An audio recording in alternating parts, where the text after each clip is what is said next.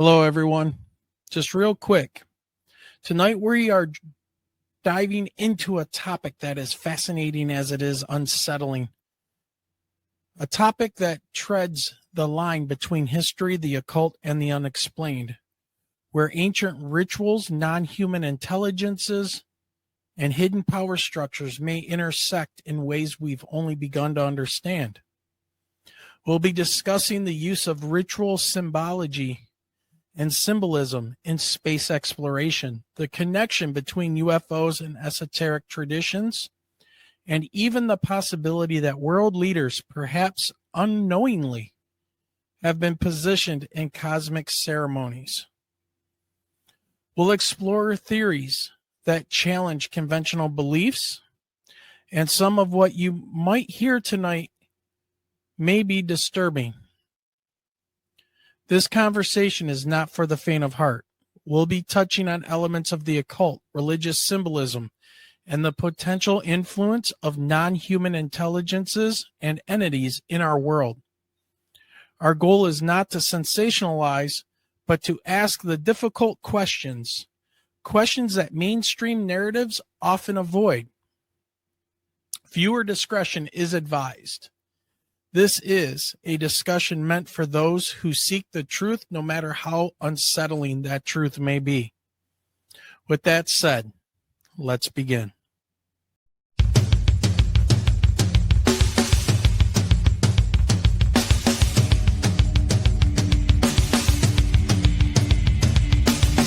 Welcome to the Michigan UFO Sightings and Paranormal Encounters podcast, where we explore the unexplained and mysterious phenomena that have occurred throughout the state of Michigan and beyond. From UFO sightings to ghostly encounters, we delve deep into the stories, the evidence, and the theories behind these strange events. We are your hosts. I'm Michelle. And I'm Wayne. We are an educator duo that after an encounter with a triangular UFO in 2018 in Michigan, we decided to investigate UFOs and the paranormal. In this podcast, we will be speaking with eyewitnesses, experts, and researchers to uncover the truth about some of the most intriguing cases of paranormal activity in and around Michigan. Our goal is not to convince anyone of the existence of these phenomena, but rather to provide a platform for discussion and exploration. So, buckle up and join us on this journey down the paranormal rabbit hole. On an escalator.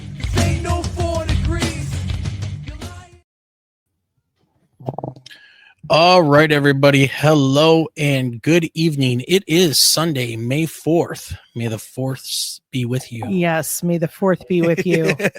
2025, and we're coming to you from deep inside our bunker tonight for sure, tucked away in the shadow of the great Motor City, Detroit, Michigan, on a rainy and dreary night as we get ready to talk with returning champion and guest, Nathaniel Gillis, researcher of, let's just say it like this, paranormal and UFOs, but it's much more than that. And if you've seen us on our show with Nathaniel before, you know exactly what I'm talking about. We're going to dive deep into the deep end, and it's all kinds of dark and creepy tonight. So grab that favorite drink, a tasty snack, and settle in as we prepare to hear from an amazing guest about non-human intelligences and their involvement in human affairs, especially entertainment and reproduction. We're going dark tonight, so be warned. Protect yourself from what I will just simply call the enemy as we learn more about their plan for humanity. Michelle. And remember, if you have a story that you would like to tell, or if you would like to contact us, you can email us at mi.ufo.podcast@gmail.com. I've went so deep into the bunker that I'm using my photo to hide behind a bit tonight. Yeah.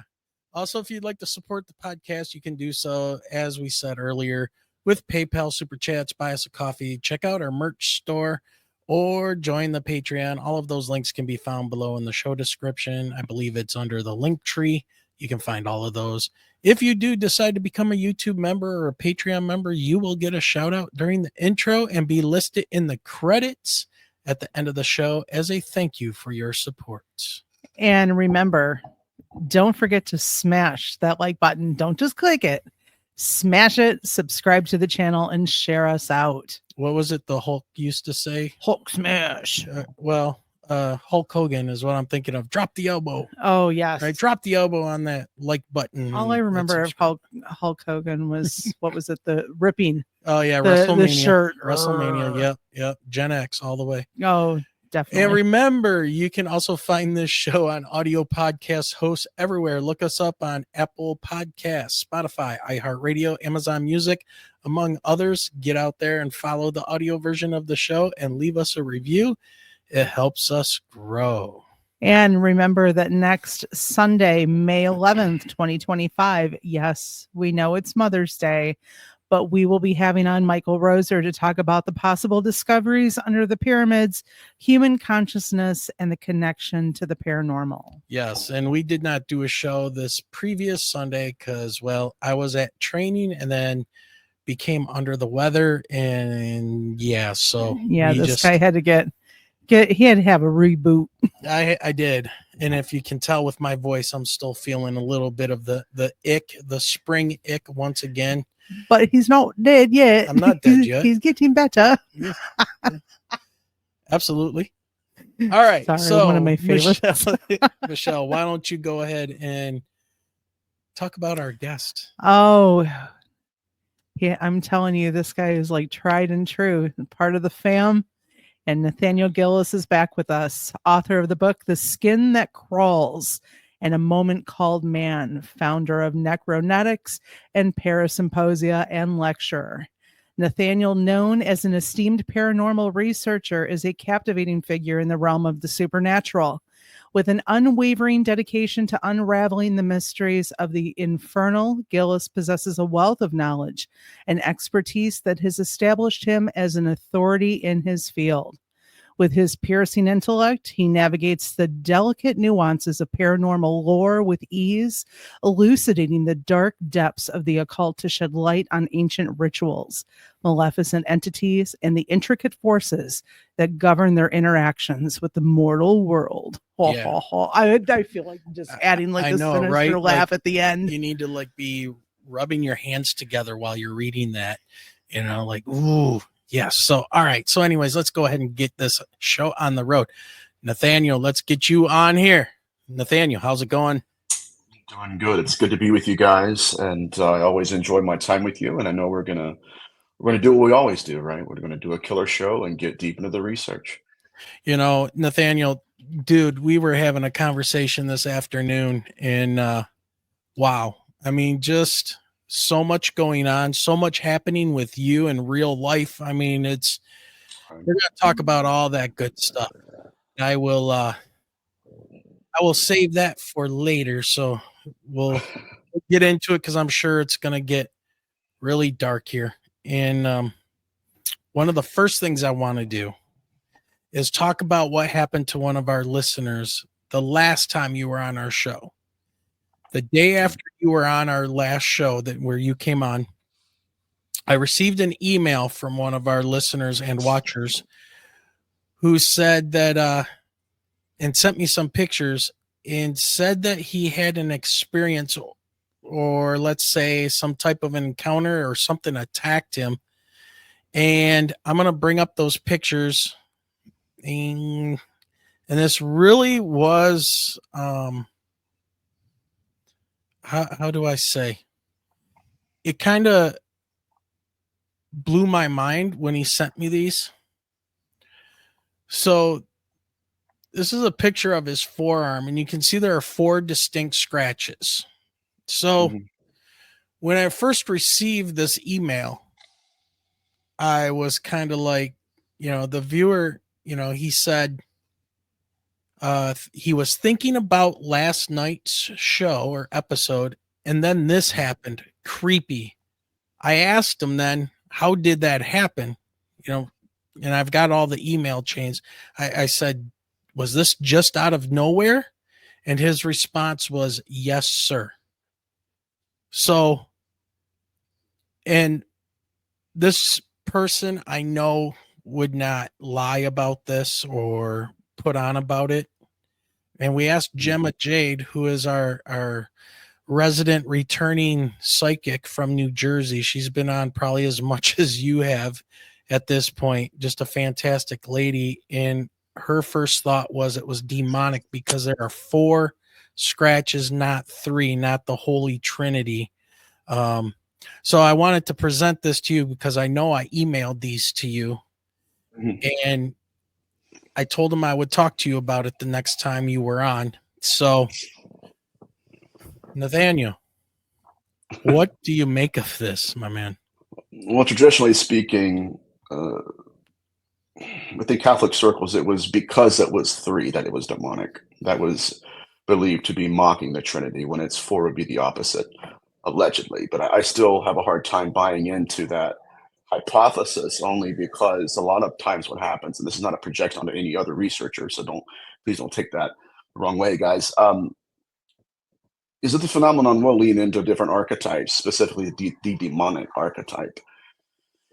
And then, as I've seen with my own eyes, by the time we engage with that archetype, there's something else that emerges from the shadows and starts to interface with us that we did not know existed, and that transcends all known archetypes. And so, to address this specifically, yeah, if it's 4, it would mean, according to that dogmatism, right, it would be not demonic. It was always the 3 that implied that it was, and that was the entity mocking, allegedly mocking the Trinity, which is also problematic because getting into Trinitarianism, right, the Trinity was 1 in unison, right, and in numerality.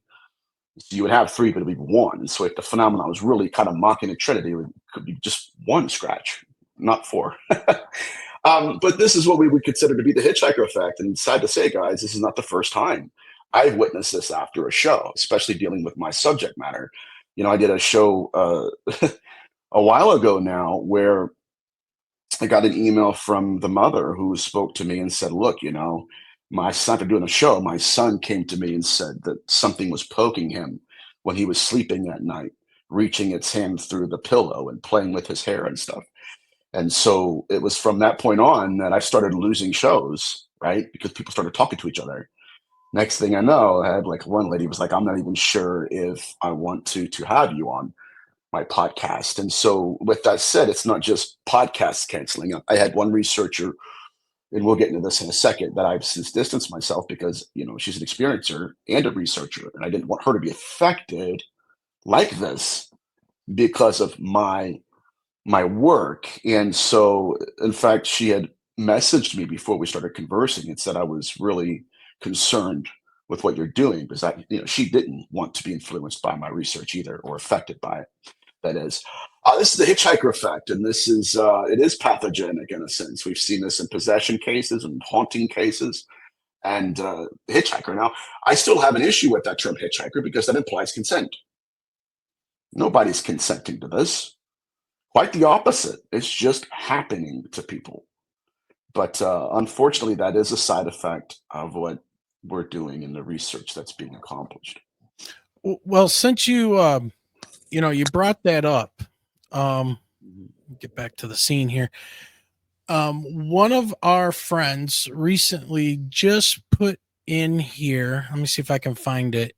He says, when you openly discuss and mentions demons, you invite them in, no matter in person or via electronic means.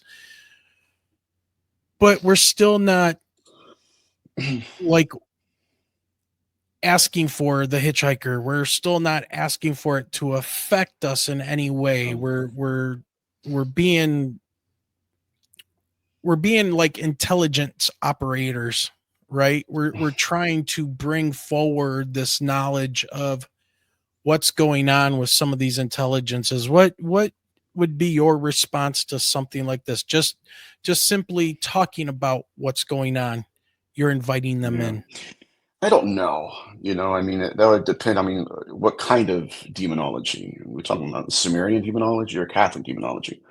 I mean, if that's the case, then not mentioning them would not bring them in. And yet that's not true. They come often. They attack people that have no knowledge they exist, who give them no permission. And so I believe that to an extent, but that's a little bit, again, it's one thing, and I had to grow out of this. Like, okay, it's one thing to believe something, to be told something, and then actually to do boots on the ground research, realize, okay, that's what I believed. The phenomenon stretched me out of that blueprint, right? I mean, we've had, and this is another aspect of the phenomenon people refuse to mention because it just kind of collapses the model. You know, we've had children attacked by demons. Children never mention their names. So it's like their pathology is unique in the sense that you don't have to mention their names. Now, perhaps what he's saying is, yes, you know, it helps to mention their names, but now we have to be specific. Which ones? All of them? And I don't know. You know, again, it's one of the things that I had an issue with in terms of demonology was that I kept hearing things, and when I would test them, none of it was true. And so I had to kind of grow out of the dogma and into the data, which is extremely uncomfortable. Their pathology, again, the idea that I have to let them in is fraudulent. I wish that was the case. We would have an easier job discussing this phenomenon, right? Just don't say their names. They'll never come to Right. you. That's not true. They'll knock on different doors. They'll incarnate in front of your family. And so that's one thing that I never bought into. Uh, because, I mean, watch this. I mean, even if we called the right name, are you sure that's their real name? Or is it just some kind of Western development for the last 200 years? And if it's not their real name, then that falls apart because we're not calling on their real name, period. Does it make Yeah. sense? So I get it gets very hairy for me, and that's kind of where I'm at regarding that aspect of it.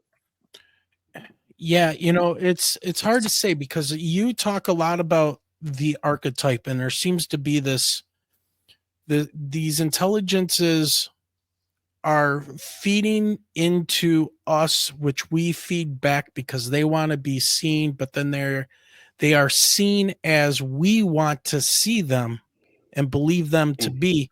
And then that kind of reflects and creates this, endless circle. Um, right.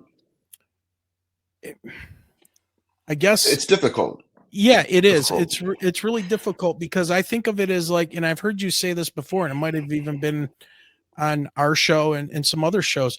We are like a meat suit slash avatar for some of these things sometimes. And I don't know, maybe you Right. can kind of dig into that a little bit and talk about more with and especially some people I see here that are new here, what your field that you're kind of creating with the necronetics and those studies, how that evolved and came out of where you were with demonology, more Um, religious dogma type of thing to now you are in this place. so early on in my research, of course, I inherited a blueprint of the phenomenon called demonology.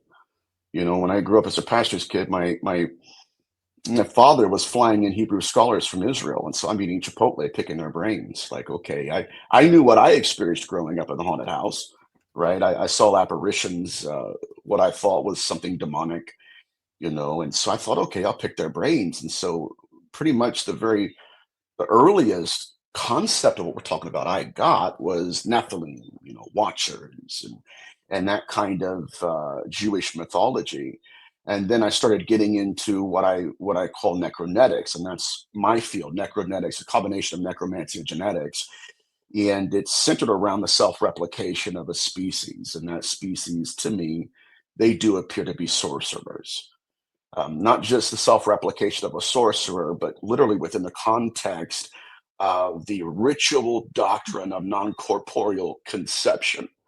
Early in demonology, there was recorded various cases where women was their specific victimology. They were being haunted by entities that were grooming them into very compromising positions and then inseminating them with a fetus. And so a lot of my field centers around Sinister Avamino, Montague Summers, Bernard of Gordon, what was once considered to be larvae, literally being hatched within the wombs of hybrid mothers within demonology.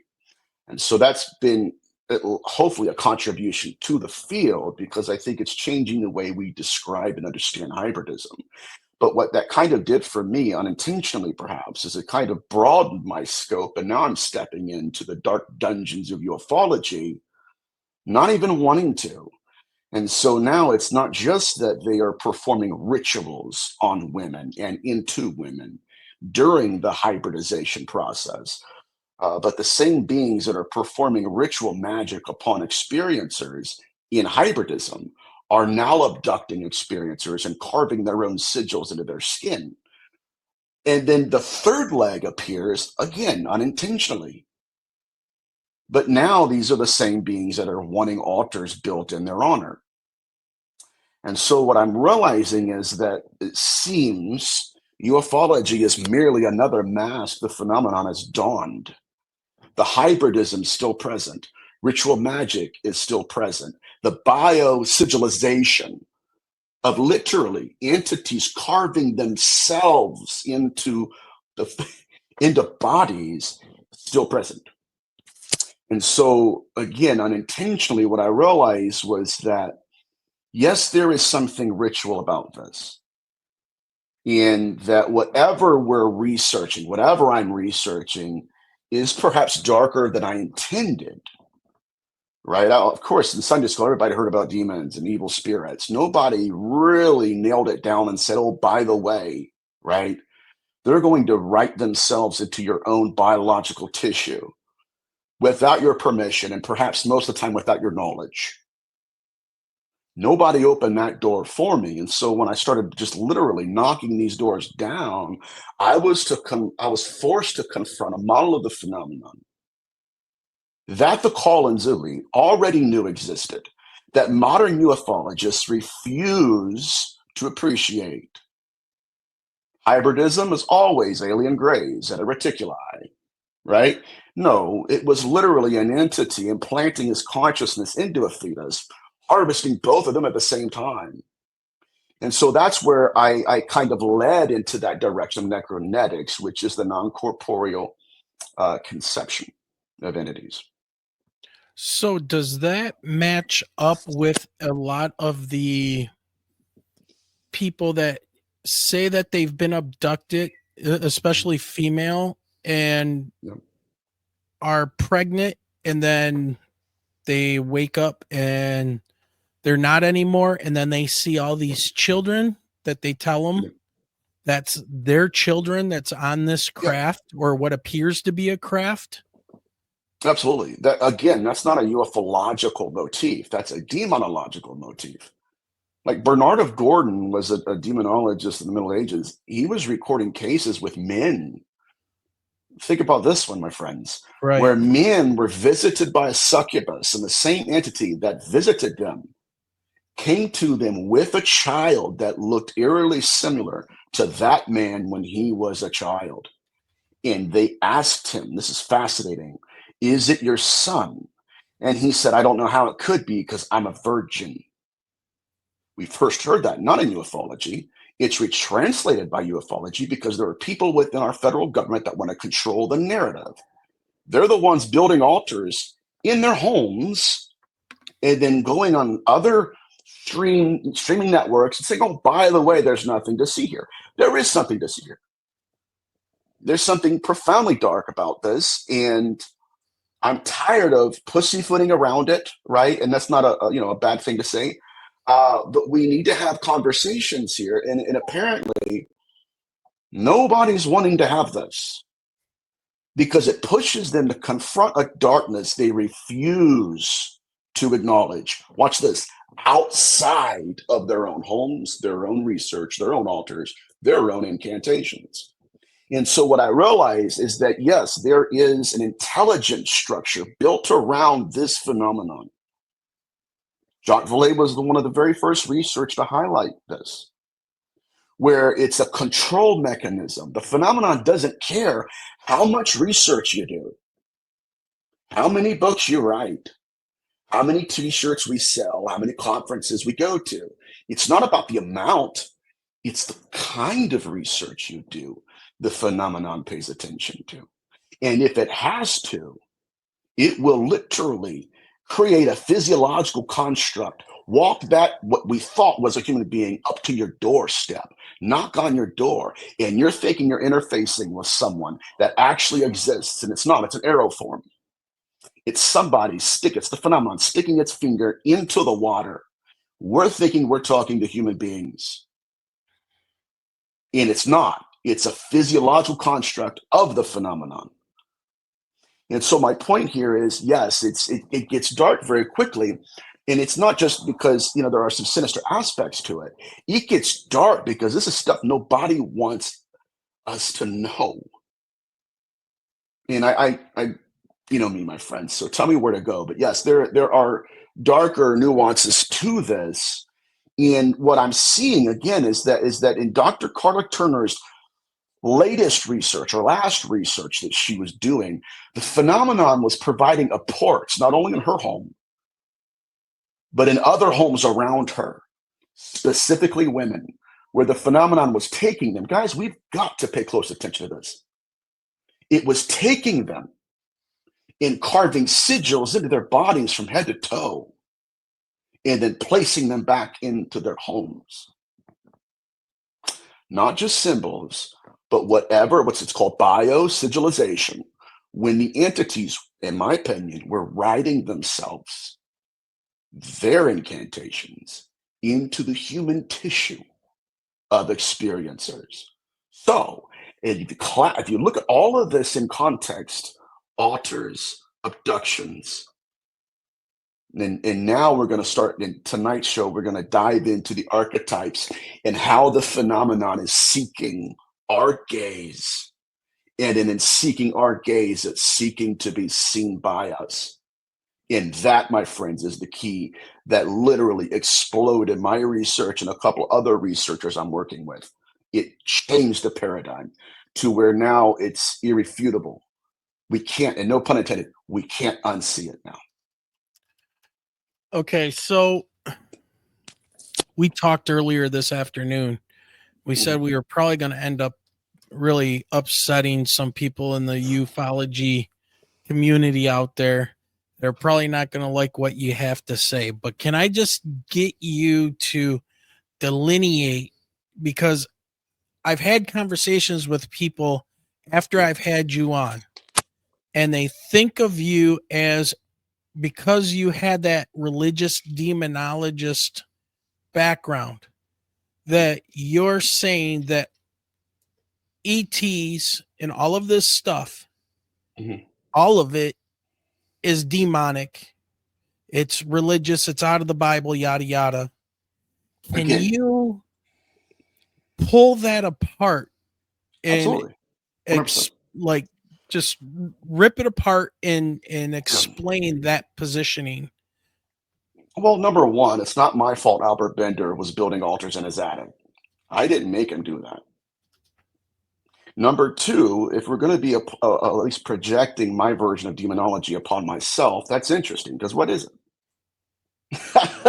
Tell me what my version is, because it can't simply be that I grew up in a Christian home. It's nonsense. So my position is this: whatever we're dealing with is introducing the religious aspect, not me. Altars didn't originate on some other planet. They originated in biblical antiquity in Mesopotamia, when the phenomenon, by the way, we're going to get to this in a second, was courting consciousness, grooming practitioners into the desert, which is, by the way, where a lot of our scientists are going right now. And forgive me for it's been a long, long week. But my issue with all of this is when we start getting into demonology, they can't even explain what they are. They just try to say that. It's almost like a scapegoat. When Nathaniel thinks they're all horns and hooves. Well, number one, it only takes a cursory knowledge of my research to bleed through that. Look me up, look at what I've done and what I've talked about.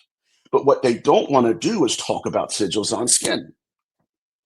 What they don't want to do is talk about altars.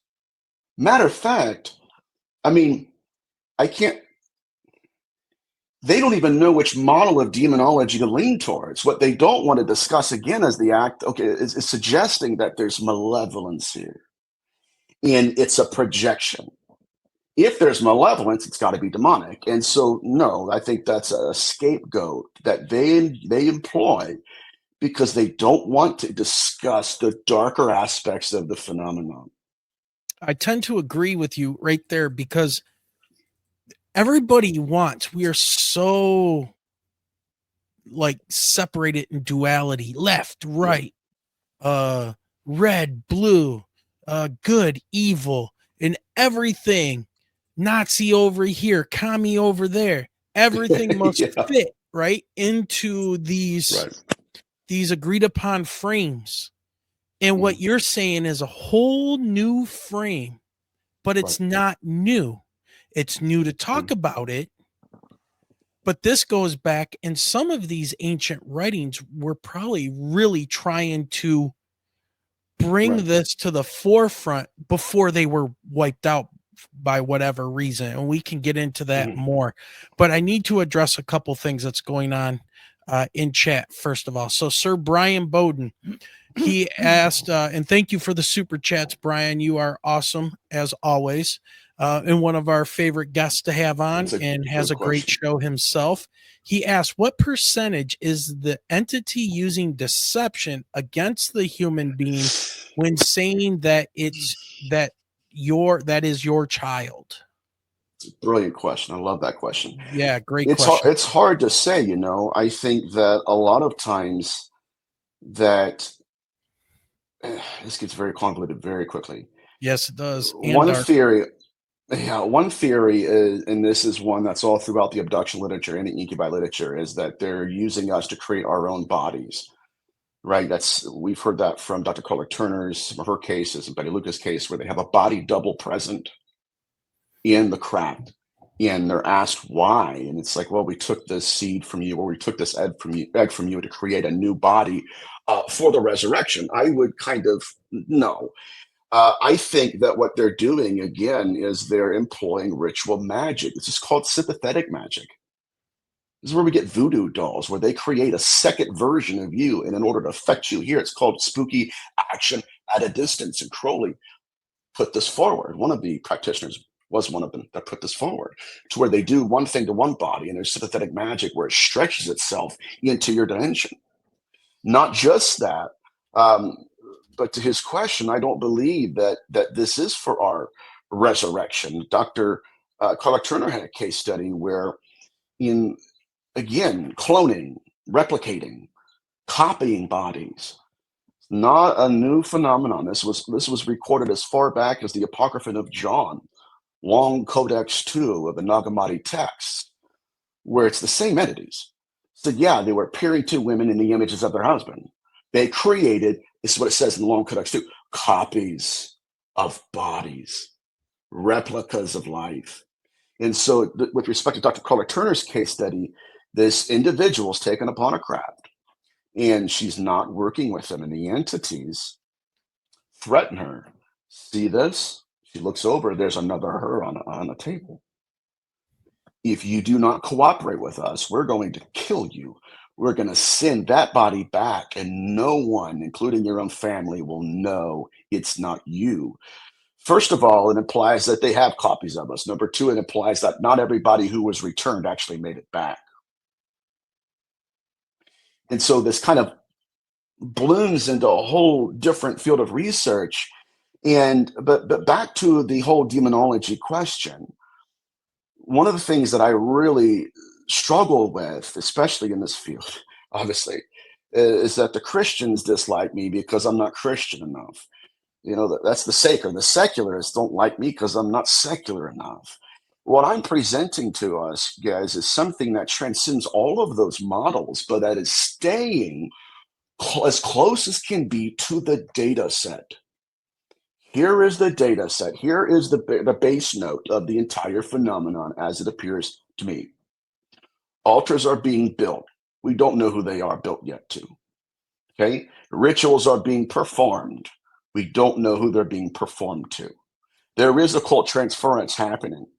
The proto intelligence, again, lacking vocabulary, is working with whatever these beings are. How do we know that?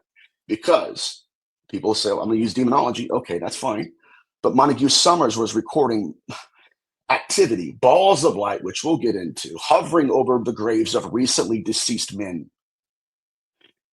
He was collecting grimoires that within the potions and within the rituals being performed by the practitioners, it needed exactly what the phenomenon was taking. And that's still happening. regardless if we won't call them demons or not, which I don't believe they are. I believe there's something deeper and darker, right? But that has to be answered for. Number two, the sigilization in skin is occurring on craft. Okay, the remote viewer that I worked with, or at least his son, met with his guides. They pulled him out of his body. This is very important because we're going to get into Albert Bender's unique case study as well. He thought they were his guides, but they weren't. They shapeshifted on a craft, metallic room, shapeshifted right in front of him. By the time he got back into his body, he's having a coronary, and sigils were manifesting from underneath his skin to the surface. It's not my fault that's inconvenient. I know I'm being a chump here. Maybe it's just because I've had a rough week. It's not my fault. It's not my fault that Albert Bender built an altar and they responded. Not my fault. Now, what I'm responsible for, though, is to look at any and all behavioral patterns, regardless of how uncomfortable it makes me. And I've lost friends because of this research within the church. And so it's intellectually responsible for me to say, look, I have to be honest with the data set, as uncomfortable as it is. Now, with respect to religion being introduced, well, it's not my fault Betty Luca was told that they're watchers. It's not my fault Chris Bledsoe's being told that she's Hathor. It's not my fault that in The Masquerade of Angels with Dr. Carla Turner, one of her experiencers asked them, are you angels? The phenomenon said yes. They could have said no. Yes, but not like you were taught. And so all of this points back to a primeval intelligence that's still what is getting what it wants. It still wants altars. It still farms our species. It still manipulates reality and our perception of it. It still harvests our secretions and our excretions. And here's where I'm at. Call them what you want, but let's discuss this responsibly. Yeah, it's funny because angel, I've heard it said that angel is, and people talk about this stuff all the time, and I go down some crazy rabbit holes ever since this stuff has happened to Michelle and I. But angel is not a description of a thing. It is a job that a thing does. It's a mess. All that means is messenger, right? So are you a messenger is what that person asked them. Yeah. And they said, so yeah. This is where it gets interesting. And this is the same thing when people say, Nathaniel, my name's Jordan about it. People say Nathaniel just believes they're all demons. And it's like, well, that's cute. But we need to deconstruct that because prior to the daemon, right, in Greek mythology, we have what's called a dialectical allomorph, which is a word that has a different spelling but the same definition. And so before we had a demon in Greek mythology, we had an unclean spirit, a ruah tuah in Hebrew. They don't want to talk about that because they didn't know about that. They just want to, what I mean? Well, here's demons. It's like, well, let's go back and look at this. And so tuah ruah was an unclean spirit. And that was someone, and this is again, we're getting into some of the ancient angelology within Mesopotamia and biblical antiquity. But tuah ruah, again, was an unclean spirit. Ruah it comes from the Hebrew word ruach. It's a creation narrative. When Yahweh blew air and spirit into Adam's nostrils, it means to breathe in or to inhale from the nostrils. That's a creation narrative. And so early on, long before we got the Greek mythology and the understanding of what an angel is, it's on Olympus, wings and all that. What we have is a Ugaritic ritual bowl where it comes in malakuma. And malakuma was used again to describe an unclean spirit. It was designed to describe someone who had died, and others evolved, and some others mutated. And so they were trying to articulate consciousness. And can I go down this little road for a second? Sure. Even the exorcistic rite in the book of Numbers, chapter 19, was not against an angel on Mount Olympus. It was against what's called corpse pollution. When someone goes, and I said this before in another show earlier, when someone goes into a house not realizing there's a dead body in there, the stench from the corpse would often fill all of the vessels in the home, much of which was food. And so what they would do upon realizing it, hoping to stop the pollution, this is important, of the vessel, they would go and hurry and put lids on the vessels to preserve their food. Later on, that became the exorcistic rite. You'd go in there, the same kind of ritual. You go in there to cleanse the house. You threw water, like a baptism. You cleanse the house from corpse pollution. And so what ancient demonology did was said, now you're the vessel. Now it wants to possess you like it possessed the jars. So now we've got to perform that same kind of ritual on you. That's where the exorcistic rite comes from. In even Malakuma, which we get the word angel later on in the 1st century, it meant deceased ancestor. This is also why, and I mentioned this in another show, but I have to kind of nail this down because, Nathaniel believes they're demons. Well, now we got to go into angelology and kind of unpack that. But this is why when Apostle Peter was thought to have been martyred by his family believed he was killed. They're inside. In order to understand what they're saying, you got to listen to what they're saying. He walks up, knocks on their door, and they looked at each other. And here comes the word angel. It must be his angel. No, they're pulling from an ancient concept they already believed. And that was that some, at least some, are consciousness. And that kind of opens up a whole nother aspect of the phenomenon.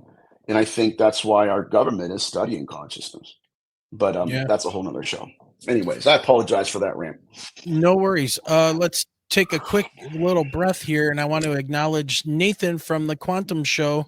By the way, everybody, check him out. He sent us a nice super chat, 333. So thank you for that. And then Brian, once again with a super chat, says, contrary to other researchers' opinions, Nathaniel is entitled to his hypothesis on this subject.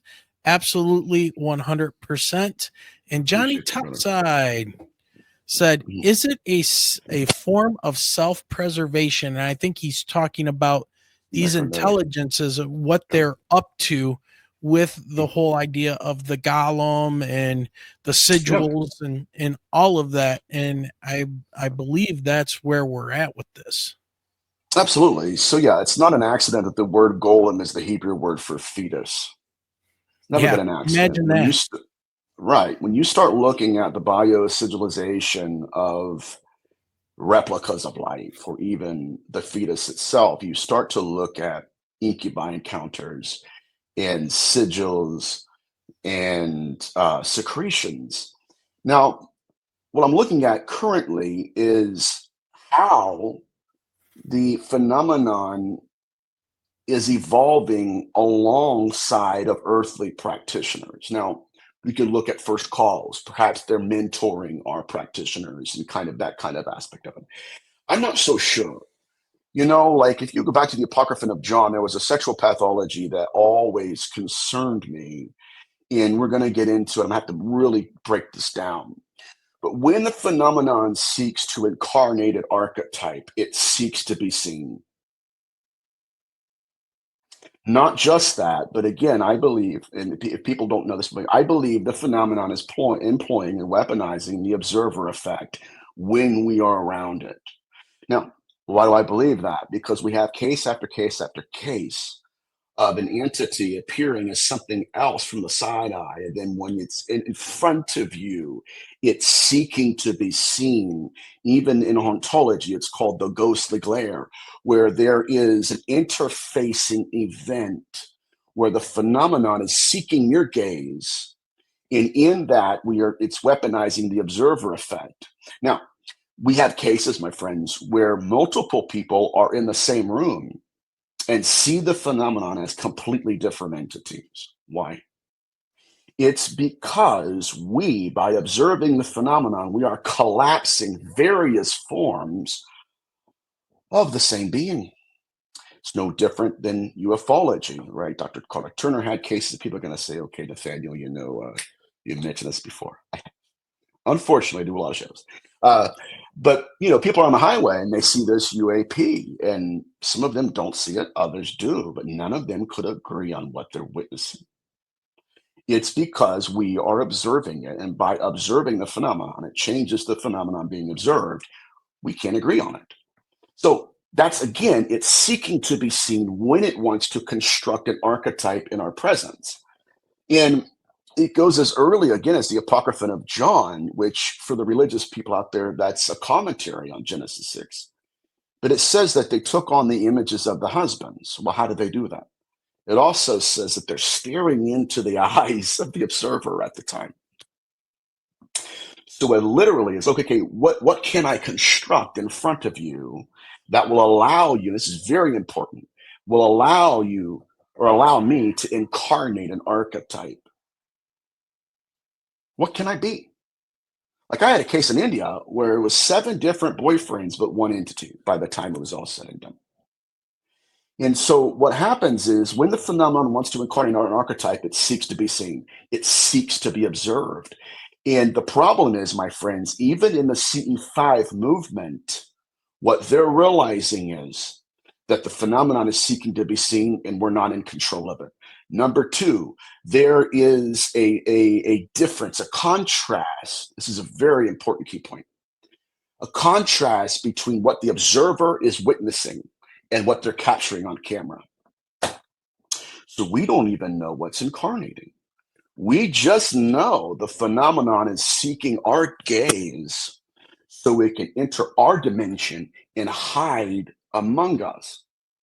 And so in the Apocryphon of John, that's what it did, right? I'm the archetype of the husband. And here's the important point. We see this with the remote viewer. We see this in the Apocryphon of John, and we see it with Albert Bender, where the phenomenon will actually break the connection of the observer effect and shapeshift right in front of us. And we will, what is that? I didn't even know you existed. And so, my friends, it's done that with every known archetype. Okay, can I make one last point regarding that? Yes. Even in hauntology with Lloyd Auerbach and others, even Dr. Barry Taff, what they realized is they were capturing an apparition, or they were witnessing, rather, an apparition, and they would go to their cameras and all they would see is an orb. And so the entire paranormal field creates some research around it. That's an apparition. We got to create apparitional theory. But what if that's just a construct of the observation effect, where there's no real apparition? It's the phenomenon where we are projecting a mask on it, and it's wanting a mask to be projected. And so that, my friends, is how it operates with us, absent from us. Truly, that's why the pathology is the same, no matter what archetype we're looking at. So can you break down, before we move on to some other things, and most recently some of the stuff that's just within the last couple of days happened to you, but can you break down that observer effect? What do you mean by that exactly? This is fascinating. So when I first came up with this theory, I got a hold of Steve Mera, and he and Barry Fitzgerald have 2 different projects. They're the same project, but different stages of it. It's called, oh God, I forgot. The Project Doorway. Forgive me, Project Doorway. So what I started looking at, I said, okay, is it possible that we're observing the phenomenon and the phenomenon is collapsing itself? We're changing it fundamentally just by observing it with our consciousness. Building upon that concept, I emailed him desperately. And I said, I need to know what I'm looking at. No pun intended. I need to know, right, if there's something to this. And he told me that during one of their projects, Project Doorway, they were observing the phenomenon, but measuring their own brainwaves when they were doing it. The brain waves and the way the phenomenon was influencing them was the identical brain waves during a trance. And they realized that the phenomenon was putting people into trances to create an archetype. And that's why a lot of CE fibers, and we're even, I can go down this pathway too. I have cases right now where there are people performing CE5 And they're thinking, I'm going to go out there and connect with it.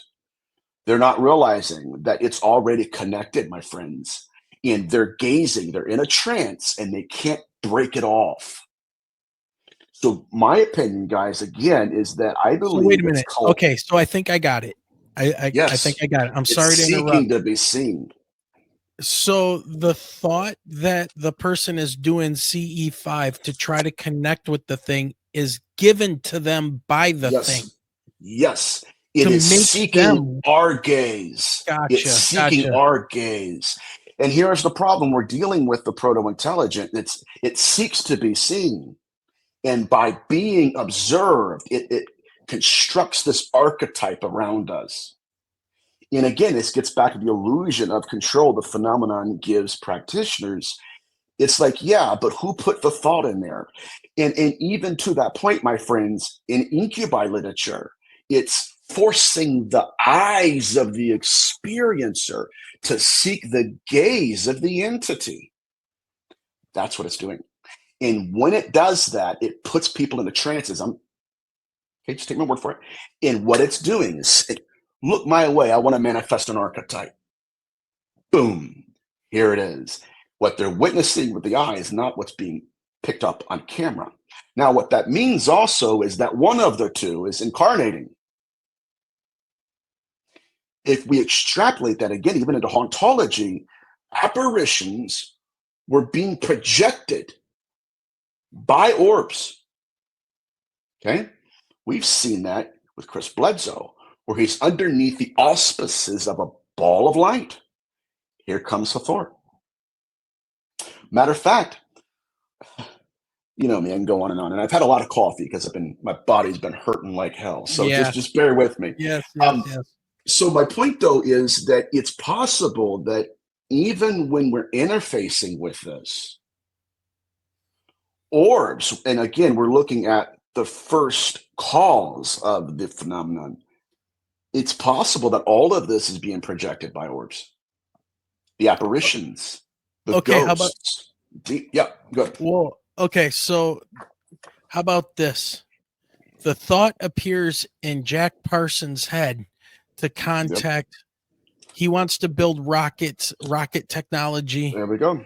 So he wants to contact out of the blue Aleister Crowley and gets the idea that we need to go into the desert to have some type of ritual to figure out how to contact some lamb creature or entity.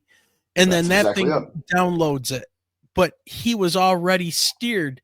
Hey, if you To want observe. this information, yeah, exactly. If you want this is what you have to do. Yes. Again, this has been the most attractive fallacy the phenomenon has given us, is that we are the conjurers of it. I would suggest to you that the pathology is not unique, right? It seeks to be seen. When it is seen, it creates this archetype. We chase after the archetype thinking we're looking at the proto-intelligence. And this gets back to one of my lectures I did years ago. We're not conjuring it. It's seeking our gaze. It's conjuring us. To bring it home, our practitioners aren't saying their names. They're on the other side of reality saying their names. And so again, it conjures us to conjure them. And we have the illusion of, I'm going to go out there and make contact. It already has, my friend.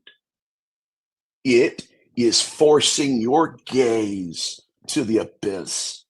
And the problem we're having is we don't even know what's manifesting. There is this, again, conscious connection.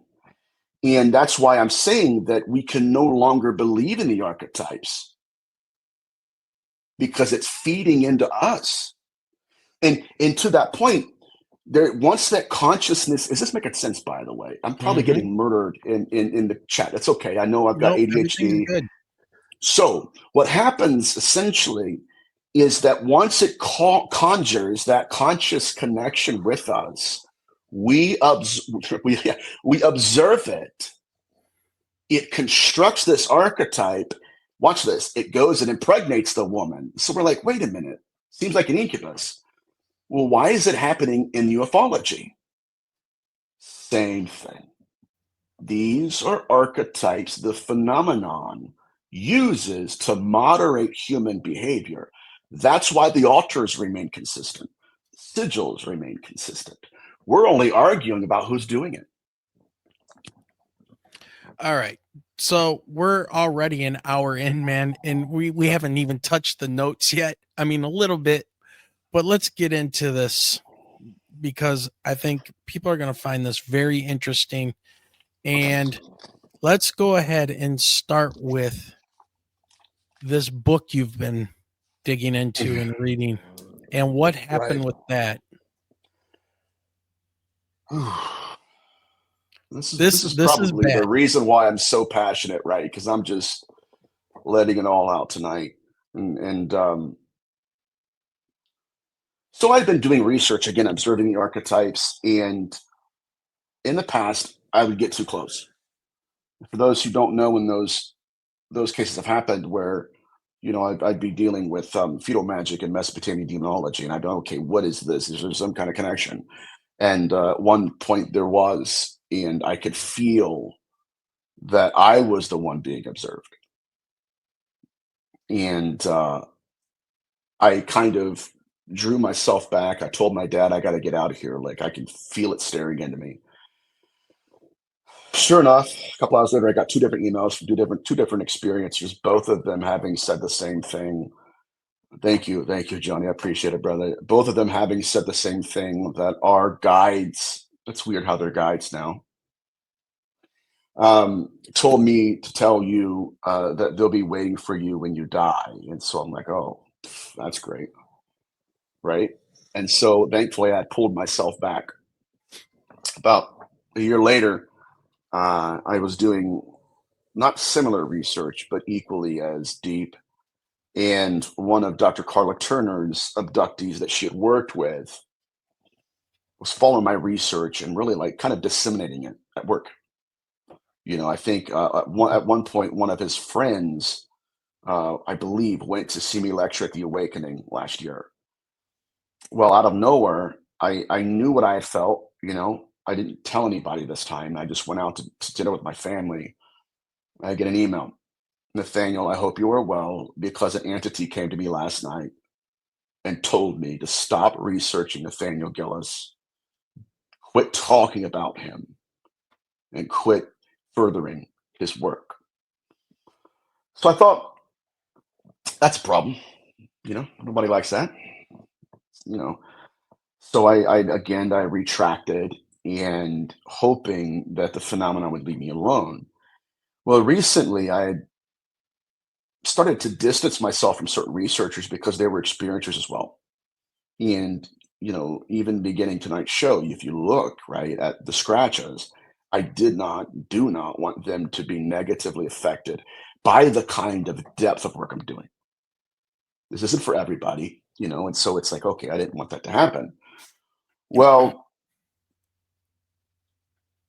I come across a book called The Dark Gods, and my brother buys it. I have it on my laptop. I'm reading it. And it starts going down a list of just not just ritual magic and ceremonial magic, but its relation to ufology, and how it's like a lot of this is a front. And it goes into the initiation of Albert Binder, right? Which I'll touch on this because it kind of includes what we just got done talking about, where he builds an altar in his attic. He's thinking, right, these are extraterrestrial. He's even telling, oh, this is extraterrestrial. That makes sense. That makes sense. Until he starts to really deconstruct that archetype too, starts asking profound questions. Why the altar? What's going on here? So he actually, and this is where it gets really deep, and the implications are very disturbing. He writes a letter to his best friend. Here is what I believe is going on. A few days later, men in black appear at his doorstep with the letter in hand. As he's interfacing with them, the observer effect is weaponized. And then just like the remote viewer, just like the Apocryphon of John, they shapeshift. Not even at all who they appeared to be. My point is, this book goes down a list of scientists in the early 1970s who were all studying ufology and parapsychology, but they were all coming to the conclusion that this has much more to do with ritual magic and esotericism. Okay, can I stop you for 1 second? Yeah. Why did he build an altar, and what was the altar? I mean, what? Mhm. And you've talked about this before, Yeah. but I never got the chance to zero in. Long time ago, in my early 20s, I dated a girl in high school, and then we got married when I got out of the military. We were only married a couple years, but she was a practicing witch, quote unquote. She had an altar, and she would deal with what she thought was magic and all this stuff. I really didn't buy into any of it. And anyways, it was just one of those things. But in my mind, I have a vision of what an altar is. I can't imagine what a scientist would be doing making an altar. So There you what go. was There this you go. thing? I don't know what it actually looked like. That's the question. It could have been made of stone, or it could have been just literally an homage to these entities, or a combination of both. I could tell you this, that this is, again, gets disturbing, that even if it was just an homage, we're still not dealing with a scientific method. Because what the phenomenon does, again, it's not change its pathology, not in hybridism, right? Not in the hijacker, the possession effect. It's all the same. And so, and I think what it's doing, is me, is that it's putting this in their heads as downloads. This is what I want. This is what I respond to. Now, that's not just Albert Bender. Those are people that the Collins elite discovered within our own federal government, where the phenomenon had actually evolved so much, where we had practitioners not just building altars, but performing ritual magic that they were given by the phenomenon. And the phenomenon was what was materializing what's called arrow forms in front of them, where it would be like technology, but it would be apparitional. This is going to blow people's minds. And it's like what John Keel said, was it real, right? Were these? Yes, only for as long as they lasted. Were like, what are we dealing with, right? And I wish it was demons. Like, that would be, right? Throw a couple of holy waters at it and let's get out of here. But what I'm suggesting here is that the phenomenon led these practitioners, small, bigger, bigger, bigger. This is what I want. This is what I want. Next thing you know, now there's sacrifices being involved, and now the phenomenon is giving them technology. And then it's interesting, it's fascinating to me. But my point here is that what Albert Bender realized, because we're going to get to the scientists here, I'm going to freak everybody out more, unfortunately. But what Albert Bender realized was that this was not extraterrestrial at all. That this was something closer to us here on Earth, in that they were more concerned with being worshipped, with altars and ritual magic, than they were even the scientific method. Matter of fact, the scientific method was merely the byproduct of worship, merely the byproduct of ceremonial magic. And so it wasn't just Albert Bender. It was almost like he suffered from an initiation into ufology, to where ufology stopped being whatever he thought it was, and his model shifted to, wait a minute, what am I really dealing with here? Now, let's go down the list here. Dr. Lane, Dr. Jessup, and Dr. Frank Edwards, all in the 70s, all scientists, all believed these were NHI extraterrestrial, all of which were found in the desert. I don't even know if I can say in the show. Don't want to get demonetized. They were no longer with us. And the phenomenon made it appear as if it was their choice. Was that pretty good skirting around it? Yeah, they kind of self-delete it. Yeah. And their families are saying, like, people are asking them, like, well, what happened? Each and every one of them were approaching the phenomenon from the scientific method, and they realized something. And they were literally, this is fascinating, literally, they were all about to provide their thesis that transformed, right, their model.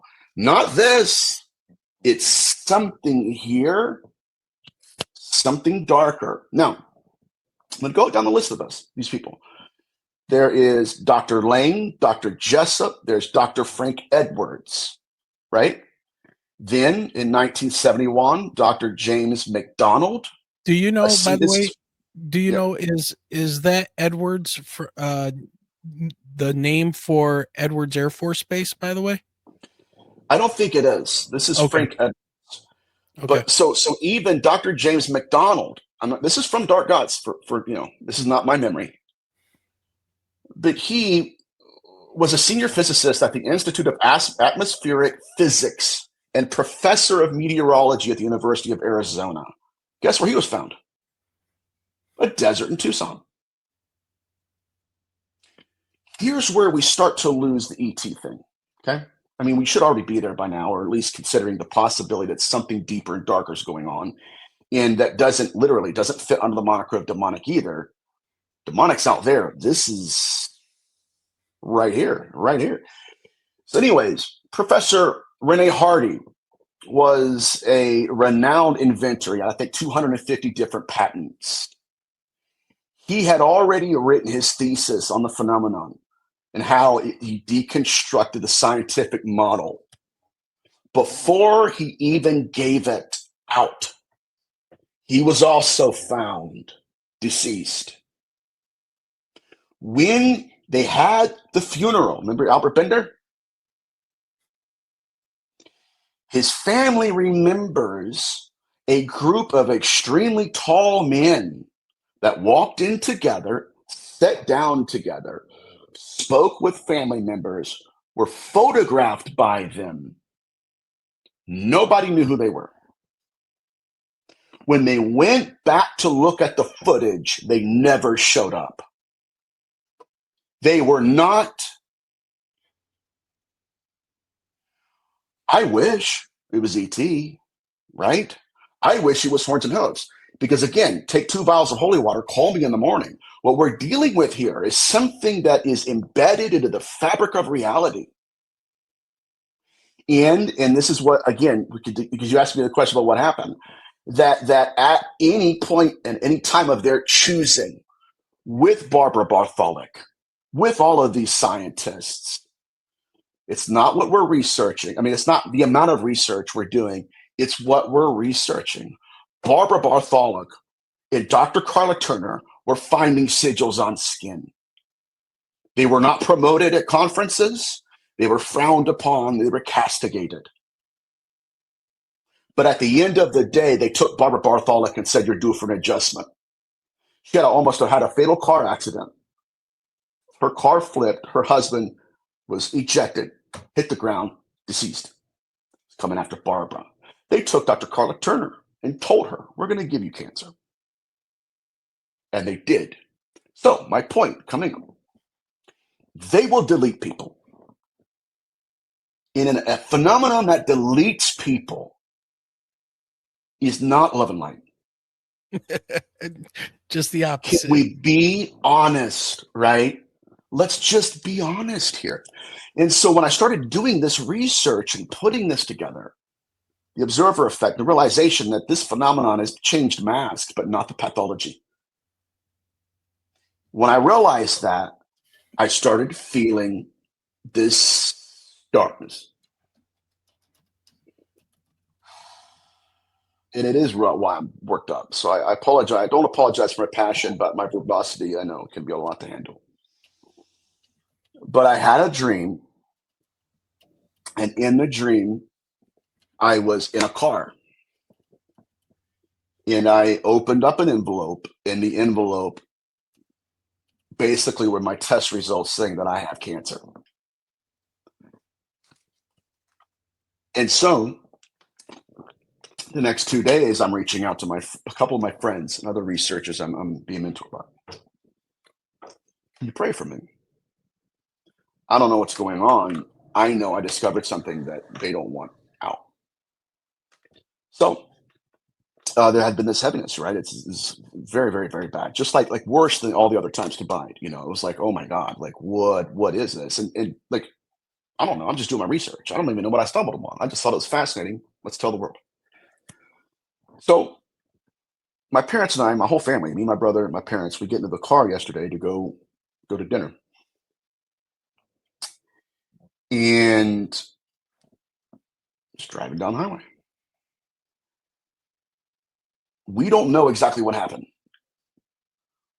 A car comes speeding at us at 60 miles an hour, collides with us head on. Boom. We're spinning 3 or 4 times on the highway. We don't know where he came from. I'm not saying he just appeared. I'm not saying that, you know. But there's no explanation for it. He was either coming directly at us, or he were hydroplaned on the emerging entrance. But we asked the police officer and the firefighters. I'm telling you, we spun around 3 times, dude. It was nuts. Like our whole front end was bad. Can I show them? Good. Yeah, I'm in chat talking about how horrible the pictures were. Yeah. Wayne showed me earlier today. And I'm just so glad that you guys made it out of that accident. Well, they hit us head on. And yeah, it was really crazy, really crazy stuff. But we don't know where he came from. And that's not me saying this. The firefighters themselves, they said, well, there's no, like, it wasn't even raining that bad. You can't, like, what was going on? So the only explanation, in which, again, I've spoken to my dad over and over again, what happened? And he said, Nathaniel, I had maybe literally half a second. He was already on us. So this, in my opinion, is what happens when you get too close. This is me. People could say I'm an idiot. That's fine. People have before. I can take it. My point, though, It's again, just coincidence. I was Sure. in a car when I got those results in the dream. I think this is the phenomenon saying, Nathaniel, you know, take a break. You know, maybe it's not worth it. Because after we finished spinning, smoke filled the car. And again, if I'm being, people can say, okay, I'm being like hyper emotional and stuff. That's fine too. Whatever. I don't know. I just know that it was weird. And you know, stuff like this, when I first got to England last year and was lecturing with Steve Marinold and incredible researchers, the paranormal started up. Steve and Jackie took me out to dinner right before I did the podcast at Zohar. And and I felt really bad. It wasn't my fault, but I was like, oh man, this sucks. They bought me like this $15 pastry because the restaurant like specialized in pastries, and you know, Europe has amazing pastries. So I have this pastry in my hand in a box, okay? Holding it, leaning in, just talking to Steve and I think it was Steve and Chris Turner, looking into where like the podcast studio is. And I felt something take its hand or something and flip the box over. I'm holding it, not moving. It flips the box over, smashes on the ground. Steve's laughing, I mean, crying in tears. And I said, what is that? The phenomenon. He said, we've been dealing with that ever since the dark side of ufology, that conference was being put together. My point is, it seems that there is another presence here that is neither, I mean, we can categorize alien because we don't know what it is. That's fine. But it's neither horns and hooves or extraterrestrial. It's something that can delete people out of the program at will and make it look like it was their own decision or somebody else's. And that's kind of where I'm at. When people project, oh, well, he thinks they're all demons. Have you asked me? Does it Well, sound like I do? well, right. This is why you were saying earlier about distancing yourself from other researchers as well, correct? Yeah. Because of that I hitchhiker effect, or just putting light on other researchers that you don't want to be responsible. So that makes sense, and I can understand. We talked a little bit about you know yeah, thinking about ending the research. Michelle and I have gone, and we talk about this. We run into those times where it's like, why do we continue to do this? Yada yada, and then right. snap, something else brings you right back in, and it's like important It's that we need to continue to do yeah. this. You're right. You're right. Something, and I'm the same way. I've had these conversations with you guys and other Well, you just people were where in a it's like car accident, man. You were just hit head on. I still have PTSD. Like I'm really worked up about it because and leading up to that, I just felt this ominous presence where I knew, right? And I knew and I don't, financially, I don't have the ability like I did before to just go to Rhode Island for a week and disconnect. So I was like, oh God, what's gonna happen? And the guy that hit us didn't even have insurance. So now we're like, my dad, it's like, okay, what's gonna happen with that? My point though is that it's always the researchers that are silenced. They usually agree on the same model of the phenomenon. Maybe some things are off, like Ray Boucher, they're demons and everything, and he can't do shows because every time he goes to do them, he gets sick and sick and sick. But my point here is that, look, when you look at the pathology, even the biosigilization in the skin follows Austin Osman Spar's protocols. Guys, where the sigils that are carved from head to toe in these experiencers, they'll stay for usually about 3 days. Those are the 3 steps written in Austin Osman Spar's books about sigilization. The body first absorbs the sigil. Then the second stage is the body activates them. Then once the ritual is performed to success and completion, the body rejects them. We've got experiencers that are being abducted by aliens, going to the ER, and the doctors are looking at them, telling them, here's a heated blanket. We don't know what that is. We're sorry, they're burns, but we don't know what that is. So I think we do. Yes, absolutely. I have photographic evidence and video evidence of that. So Yeah. So a question was yep, posed in chat. Do you have any evidence of the sigils yes, found on bodies? absolutely, 100%. And it's not even new. That's the sad thing, right? It's not new. Dr. Kohler Turner had many of these. In many of them, again, they directly correlate not just right with the protocols of sigilization, which that's one aspect of it, right? They are literally sigils we know of. And so, right, it's one thing to say, okay, yeah, it's just a symbol. Okay, now it's behaving like a sigil, not just what it appears to be. It's actually following protocols of sigilization. So, what are we dealing with? I think, again, it's another species that is none of the archetypes, but still wants what it wants. All the secretions, all the excretions, all of the altars. My mentor from England, parapsychologist. Again, if we really want to get to the heart of the phenomenon, remember all of these scientists that I said approach the phenomenon through the scientific method? Here we go. I've met the man. Been in parapsychology for longer than I've been alive. You know what he told me the phenomenon wanted? Here we go. Here's a scientist. These things told him to bow down and worship them, Wayne.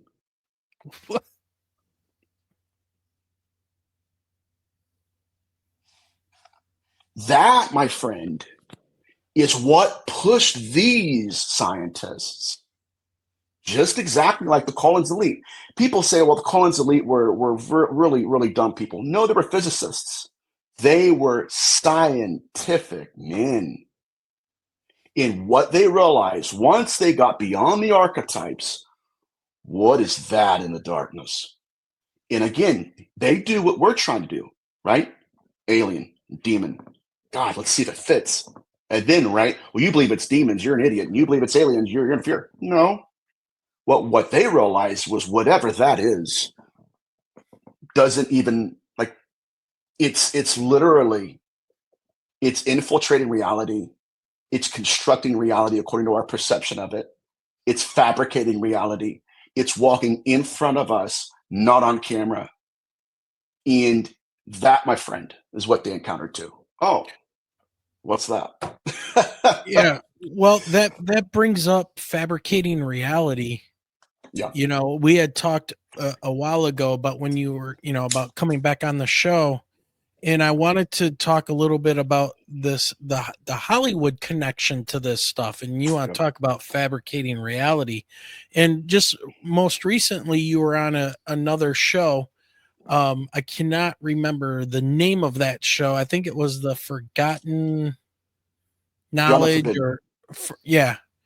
And yeah, he played a clip of Terrence Howard. Now, Terrence Howard has gone around and tried to explain his super science brain and all of this stuff that he's come up with.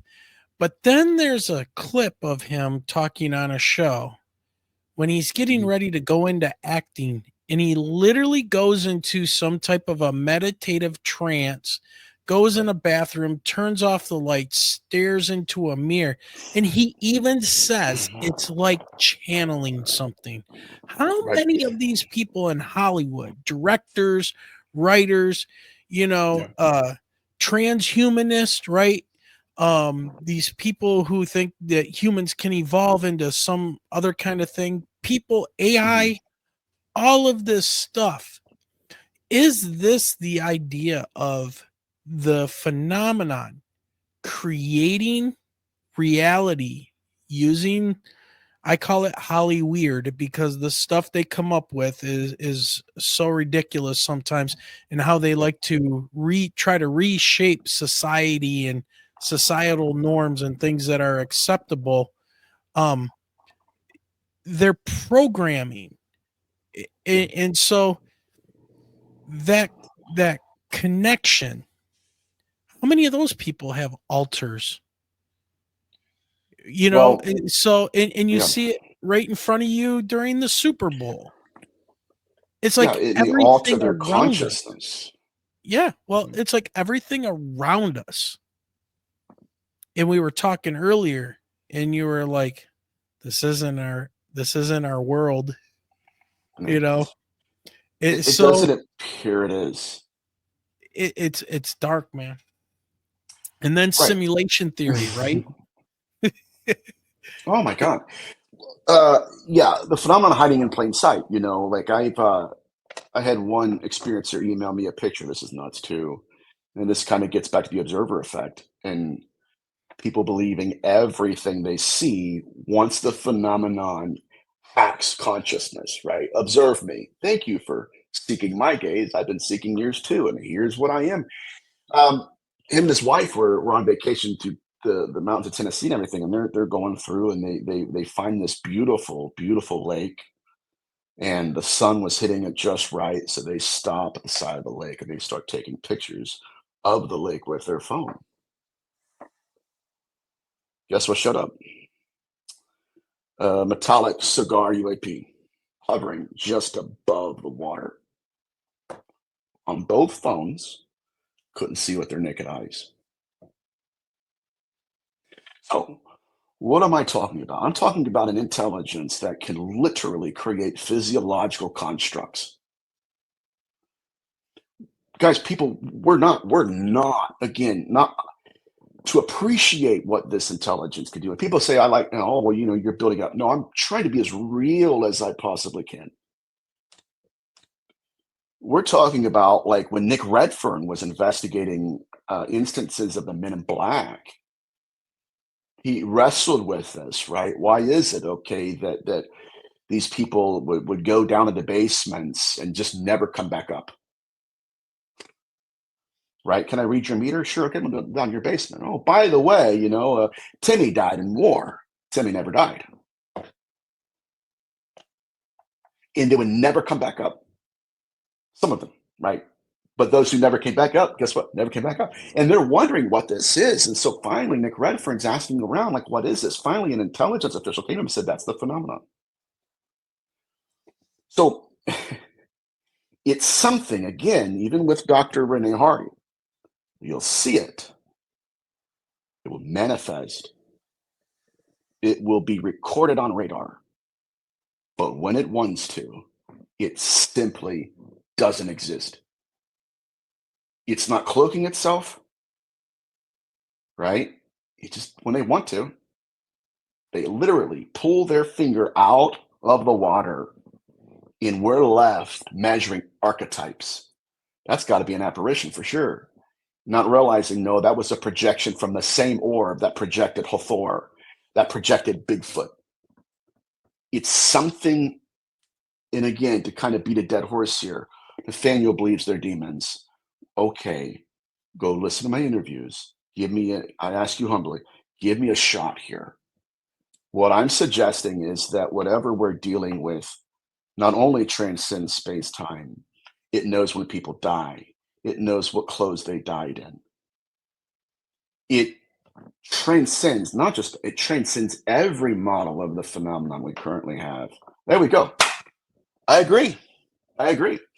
And I guess I'll say this and I'll shut up. Yeah, go ahead. Oh, I was just going to say what Brian just said. They are interdimensional beings and straddle dimensions. Your description of everything you're saying right now, Nathaniel, is what I would put into an interdimensional being. So you get a lot of people out there that talk about, they're interdimensional beings. Bigfoot's an interdimensional being, yada, yada, yada. All of this stuff, but nobody can give me a definition of what they mean by that. Oh, what? It leaves 2 footprints and then can just disappear.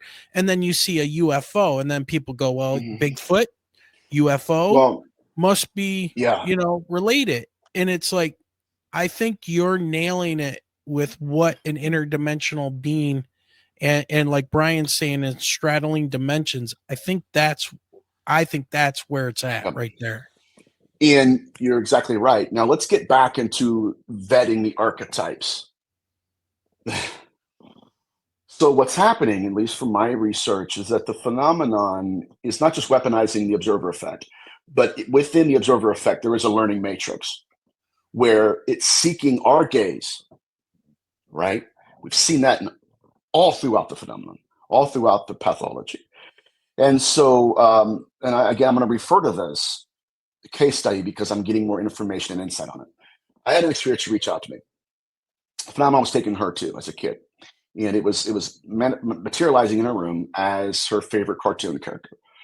Well, it was taking her, monitoring her fertility, all that crazy stuff, unfortunately. Well, what happened was a few years went by and they weren't taking her. But when they did materialize, it was hello, Shelly Montgomery. How are you tonight? What happened was it materialized as the same cartoon character. She's older and much more mature now, right?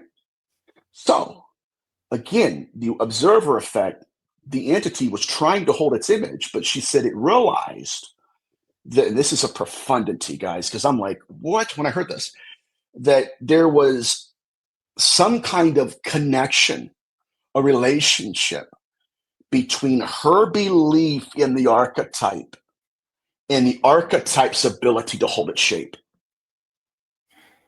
And so when she started to pull, again, it was almost as if disbelieving in the archetype was starting to sever that conscious connection. And now the entity is zooming in. Again, remember what I said? Seeking our gaze, looks into the eyes, and she said its eyes begin to move. And I said, well, what do you think it was doing? And she said it was trying to measure my belief. in its image. Seeking the gaze. So there is this, again, there's this weird situation that's unfolding in front of us. But it's a learning matrix, right? It's pulling information. What do I do here? How can I hold the archetype? Let me go down this rabbit hole and then I'll shut up. I promise.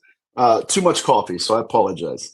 But my friend Paul St. Clair has cases like this, where he's a cryptid researcher. He's like one of the best, if not the best in the world. But anyways, he has cases where he'll have a wolfman or a cryptid running alongside a speeding car.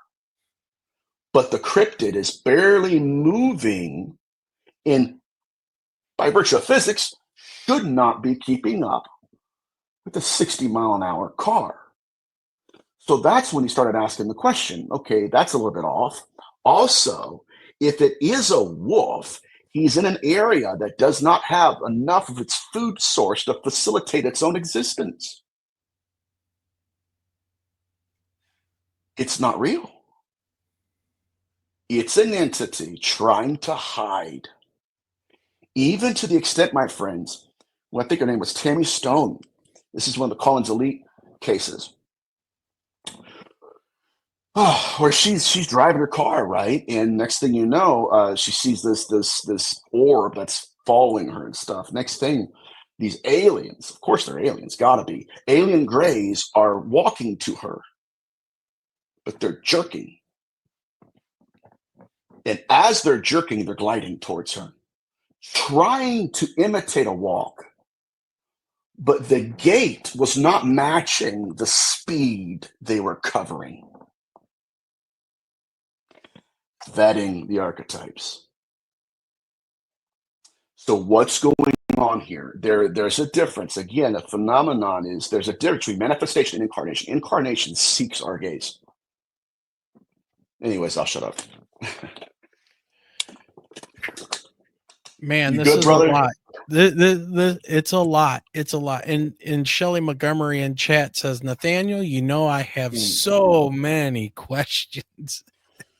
100%. Me too. And I apologize, guys. I was all jacked up on I was going to use all jacked up on Mountain Dew, but it's been coffee. It's been coffee. Yeah. I've been feeling good, man, and I thought, man, maybe that'll help me. So, yeah.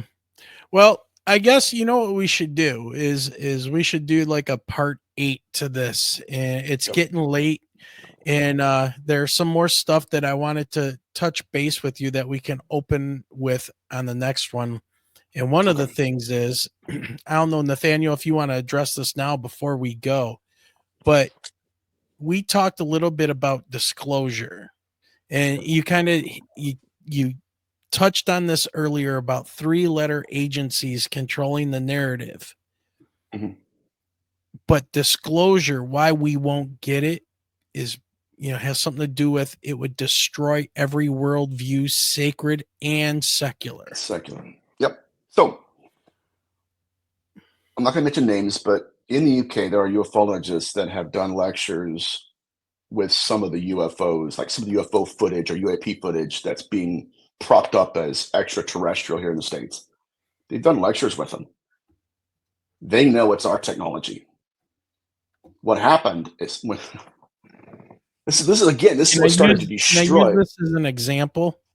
Yeah, go for it. So I'm not. This is Elizondo recently was at a conference, and I'm not sure if it was in the UK or not. I know it was by some nonprofit organization, and it says a UFO reveal within 24 hours of hard work since the photo was released. Not discrediting Luis Elizondo's credibility, but he seriously needs to examine these photos more closely before revealing them to the community as UFO photos, considering he's a former member of DOD. He's not just a former member of DOD, people. He is counterintelligence. He is put into groups of people for a job to find out what they know about something and report it back. That is what counterintelligence do. And so for those of you that didn't see this, he held up a picture Let me see if I can. It's hard to see, but over here, he held this up. Notice the clouds. You can see Yeah. this circular disc. It looks like it's kind of reflecting maybe the ground or something, and there's a shadow underneath it. But if you go to these coordinates in Google Maps, 38.81 and negative 103.94, you can see it's a ground. It's like a circular, like a farming pattern.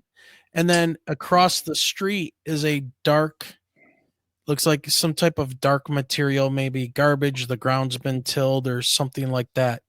And so, once again, Elizondo is presenting this to everybody as a picture taken by a private. Oh, and by the way, there are no clouds on that picture, but this picture was taken by a private pilot flying and took the picture and said, here you go. And he's putting his name behind this. And somebody found it on Google Maps. Yeah. It's right there.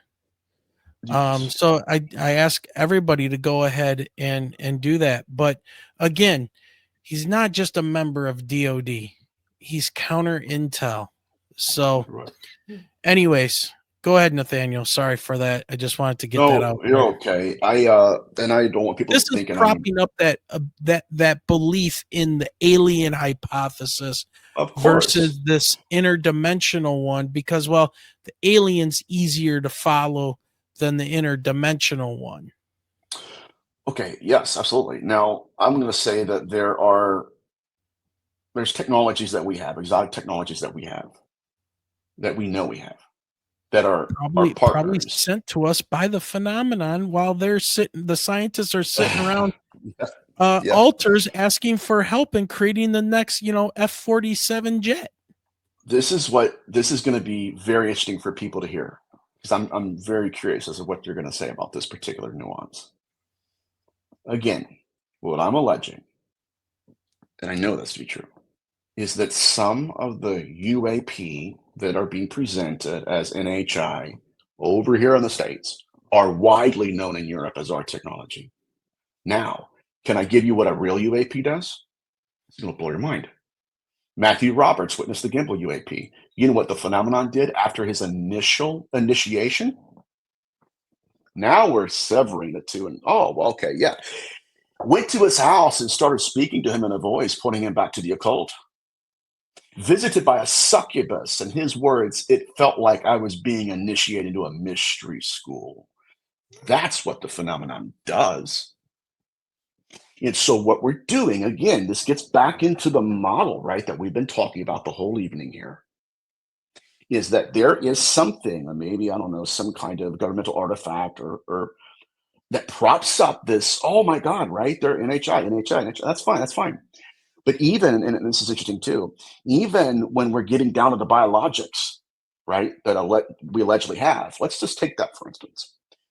And I know people are going to poo-poo me when I say this, but Nick Pope was in an interview and somebody asked him about that. And Nick Pope said, oh yeah, they have interdimensional qualities. What? See? And so I got online, right? I'm like, okay, what do you, to my mentor? Yeah, what is he talking about? Yeah. What do you think about this? What's going on here? And so one of my mentors has clearances. And I was like, okay, I know you can't talk about a lot, but what do you think? Interdimensional or not? He goes, yes. So what are we dealing with? It's, again, that with respect to three-letter agencies infiltrating ufology, yes, that's what I believe is the distinction needs to be made. It's the scientists that show up and say, oh, by the way, I thought we were studying that until I realized it. Here's my thesis. Dead. Silenced. If not by the phenomenon, then somebody else. And it's the same model through and through. We have people in ufology doing the exact same thing we're talking about right now. And then going out and saying, oh, by the way, it blows my mind. And that's why, I'm like, okay, I'm just if that's what is going on, if that's as far as the phenomenon is willing to go, guys, my friends in the UK, Barry Fitzgerald, Steve Merritt, were both researching Mesopotamian demonology when the phenomenon materialized in both of their homes the same night. If I'm telling you, if it can manifest but not be witnessed on film, or be witnessed on film and not with the eye, we need to re-examine our model and ask ourselves, is it possible, like I did with demonology, is it possible these are just archetypes and that we're being moderated by another species entirely? Yep.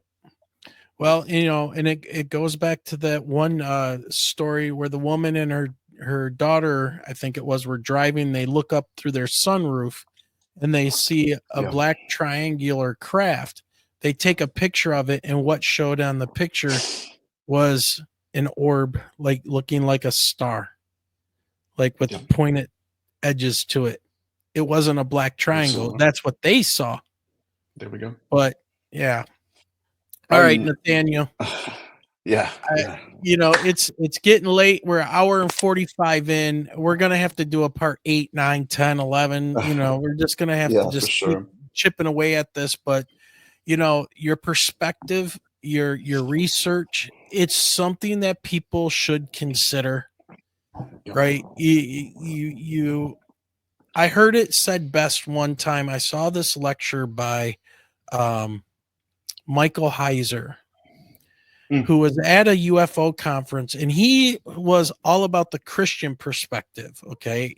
What they're Right. describing in the Bible, all of this stuff, what the words actually translate to. He was one of these guys that spoke many languages and knew Right. the ancient languages. He died of cancer, but he, Yes, you did. he said, you know, you guys here at this conference are so, and I'm paraphrasing, you're so interested in jumping on the extraterrestrial hypothesis. And, you kind of hand wave the distances that some of these creatures would have to come from and stuff. Granted, they could have higher technology, but we have documentation here going back thousands of years with the proper translation that you might just want to consider a spiritual reality to this versus, and of course it goes into, the biblical side of things and proper translation of ancient Hebrew. And he was really taking down Zachariah Sitchin, who was, Oh kind yeah, of, he hated Sitchin. and kind Yeah. of fraudulent in his, he translated those tablets and stuff the way that he wanted to translate those tablets. So, but yeah, Sure. it was very interesting to see. But again, everybody, it's a form of research. It seems to not want to be researched unless it wants to be researched, and it will materialize, and that's when you know that you're dealing with the real thing. So I don't know, Nathaniel, final words. Where can people find you? I know on Instagram. And what do you got coming up? So yeah, I'm on Instagram. You guys can follow me there. Probably closer than any other social media out there. Tomorrow night I'm with the Reveal Report, and we'll be diving into some of the stuff we talked about tonight. But honestly, guys, I humbly apologize. I was all jacked up on coffee, dude, and I mean, like, ugh. Now I'm feeling I've been getting progressively worse, like throughout the evening, right? Like my body, like my back's hurting, my neck's hurting. But thank you for at least entertaining some of my theories and hearing me out. I'm not saying Absolutely. I'm 100% correct, but the conversation has to be had. So thank you. Yeah. All right. Well, thank you, Nathaniel. We'll be in touch as always. It's been a pleasure having you on, and we will catch you soon. Get some rest, heal up, man. I will. All All right, right. guys. God bless. Take See ya. care. Take care. All right, Michelle. I know my voice has been so quiet as I hit myself in the face with my mic. If only guys saw if I had my camera on for that one. Man, I'll tell you what, that would have been funny to see, but no, you're hiding, your camera's off tonight, so No, just watching Chad. I realized that we had Yep. one person in there that got in there and decided to make a couple stupid comments, but yeah, well, it happens sometimes, you know. And I need to give thanks to everybody who is watching us now and will be watching us in the future and listening to us in the future, because we got some very interesting news about that. Just real quick, thank you to everybody that is helping make this podcast and this show what it is. So we are now number 22 out of the top 100 podcasts in Michigan. So again, thank you guys. I'm not sure how they are aggregating those numbers to figure that out, but that's because of you guys, and you're awesome. Our audience is one of the best.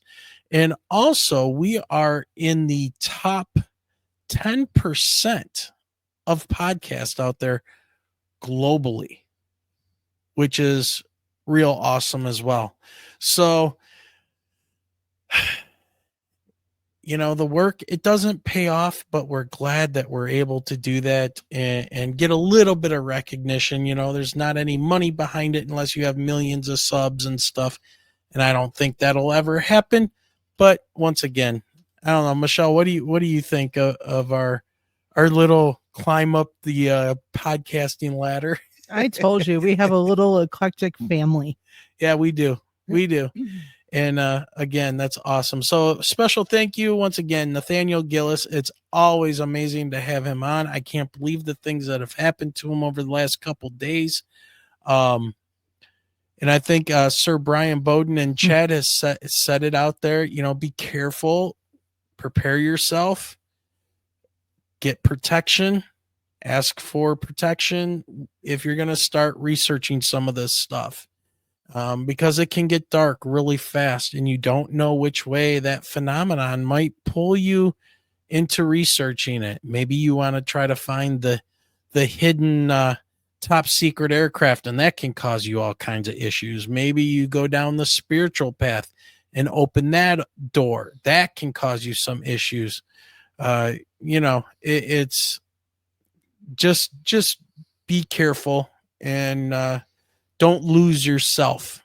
Don't lose yourself. That's probably the biggest thing to take away.